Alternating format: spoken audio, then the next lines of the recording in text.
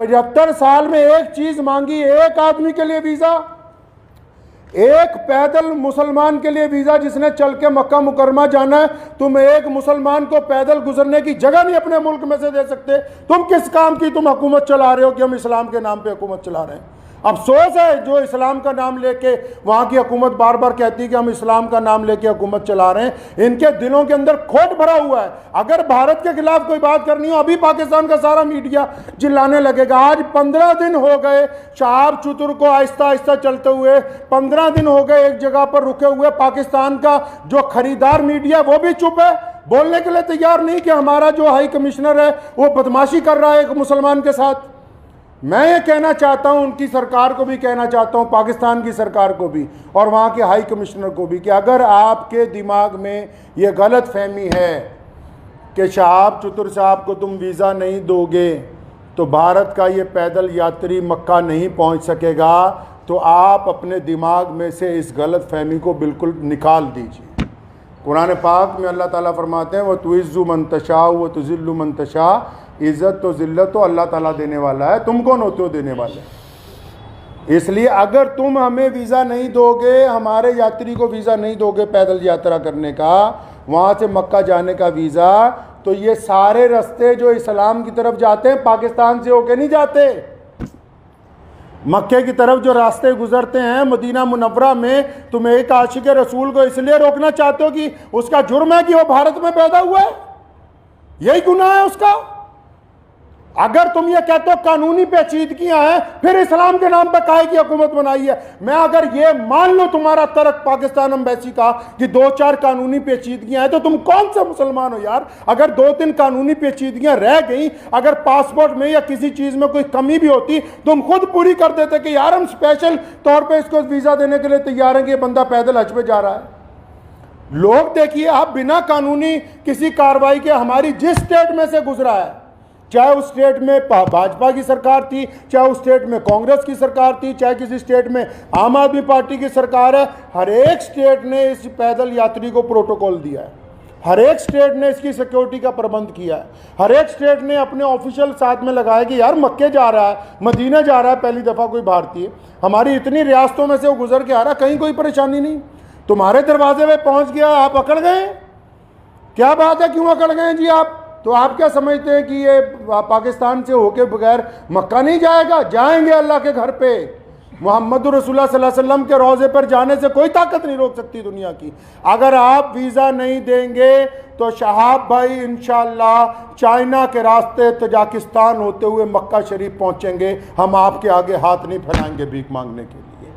मैं भारत के प्रधानमंत्री माननीय श्री नरेंद्र भाई मोदी जी से भी गुजारिश करना चाहता हूँ कि आप हमारे देश के प्रधानमंत्री हैं और आपने जहां सबकी बात की है, जहां आपके सारे राज्यों में से शहाब चतुर गुजर के पहुंचा है, मैं आपसे विनती करता हूं कि हमारे विदेश मंत्रालय को आदेश दें कि शहाब चतुर की जो यात्रा है इसको चाइना के रास्ते इसके प्रबंध करवाए जाएं।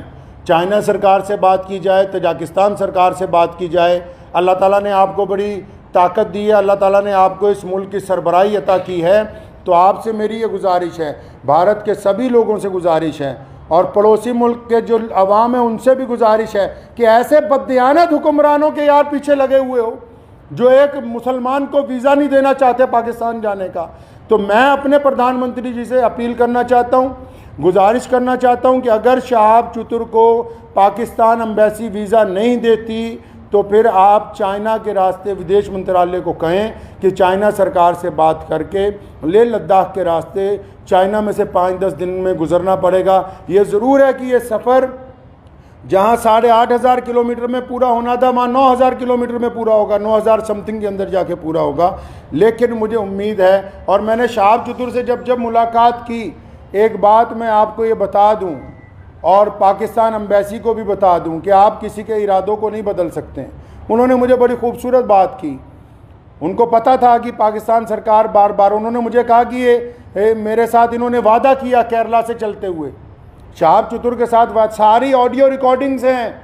ये जितनी बातें मैं कर रहा हूँ हवाई बातें नहीं हैं, सारे डॉक्यूमेंट्स हैं, सारी ऑडियो रिकॉर्डिंग्स हैं उनके पास, शहाब भाई के पास एम्बेसी की। जिन जिन ऑफिशियल से बात हुई है उन्होंने मुझे कहा कि मुझे कहा गया कि आप जब वाघा पहुंचने वाले होंगे आपको वीज़ा दे देंगे। कहता अब मैं यहाँ पहुंच गया हूँ, अब नखरे कर रहे हैं, ये कागज़ ले आओ, वो कागज़ ले आओ, इससे लिखवा लो, उससे लिखवा लो। तुम्हारा मुल्क है, तुमने गुजरने की इजाज़त देनी है, हम किससे लिखवा ले भाई? हम किसके पास चले जाएं लिखवाने के लिए? साफ क्यों नहीं कहते कि तुम्हारी नीयत के अंदर बदयांती आ गई है, आपकी नीयत में बदयांती आ गई है। मैं वहाँ के अवाम से भी कहना चाहता हूँ कि ऐसी हुकूमत जो एक आदमी को वीज़ा नहीं देना चाहती, बस ये गुनाह है कि वो भारत के अंदर पैदा हुआ है। तो मुझे उन्होंने एक बड़ी खूबसूरत बात शहाब भाई ने कही। तो जब मैंने उनको कहा कि अगर पाकिस्तान ने वीज़ा नहीं दिया या हम लोगों को बड़ा टाइम लग गया तो फिर क्या होगा, उन्होंने बड़ी खूबसूरत बात की। कहने लगे जितने साल मर्ज़ी लग जाएं, मैं बिना हज किए हुए वापस अपने घर को नहीं जाऊंगा।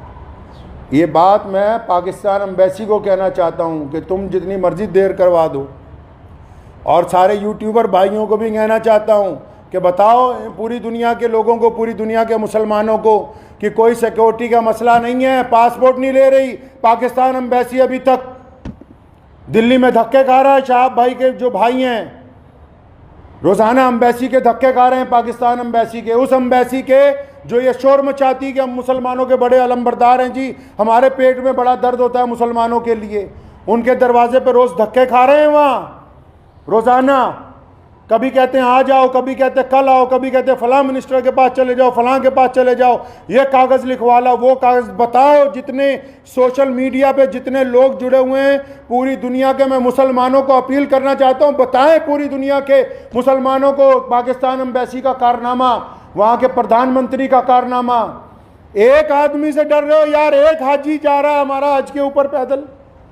तुम्हारे सारे मुल्क आपस में जुड़े हुए हैं, हज़ारों लोग पैदल के लिए जाते हैं। रशिया से लोग पैदल हज पे पहुँचे, पिछले साल इंग्लैंड से लोग पैदल हज से पहुँचे, कितनी और रियासतें हैं, तजाकिस्तान के, उज़्बेकिस्तान के लोग पैदल हज के लिए पहुँचे। किसी पे कोई एतराज़ नहीं है। भारत का एक मुसलमान पैदल हज पे जा रहा है, तुम्हारे पेट के अंदर दर्द हो गया है। मैं पिछले 15-20 दिन से ये तमाशा देख रहा हूँ इनका, पाकिस्तान सरकार का और वहाँ की एम्बेसी का तमाशा पिछले 20-25 दिन से हम देख रहे हैं। रोज़ वो मुझे कह रहे हैं कि इमाम साहब कुछ ना कहें, शायद कल को दे देंगे। वो जब बात साफ ही हो गई कि उनकी हुकूमत ही नहीं चाहती, क्या पाकिस्तान की सरकार को नहीं पता पूरी दुनिया के मुसलमान रोज़ाना यूट्यूब पे एक बंदे को फॉलो कर रहे हैं, मिलियंस के अंदर लोग फॉलो कर रहे हैं कि भी पैदल हज यात्री कहाँ पहुँचा, यात्री 15 दिन से रुका हुआ है। तो क्या वहाँ की भी सरकार को पता नहीं कि हज यात्री रुका हुआ है? इसका मतलब हुकूमत का मंशा, पाकिस्तान की जो सरकार है, शहबाज शरीफ की जो सरकार है, पाकिस्तान की जो भारत के अंदर एम्बेसी है, इनका बजाते खुद मंशा शामिल है। ये नहीं चाहते कि एक भारतीय मुसलमान को हज का, पैदल यात्रा का वीज़ा दिया जाए। चल कोई बात नहीं, मेरा मकसद आज की प्रेस कॉन्फ्रेंस का उन सभी दुनिया भर के मुसलमानों को ये बताना था कि शहाब भाई की जो देर हो रही है वो पड़ोसी मुल्क की बदयांती की वजह से, बेईमानी की वजह से हो रही है। और आप लोग दुआ करें कि इंशाल्लाह देर ज़रूर है, अंधेर नहीं होगी इंशाल्लाह। आज नहीं तो कल इंशाल्लाह शहाब भाई जो है मक्का मुकर्रमा और मदीना मुनव्वरा की पाक धरती के ऊपर पहुँचेंगे इंशाल्लाह। वाखिर दावाना अल्हम्दुलिल्लाह रब्बिल आलमीन।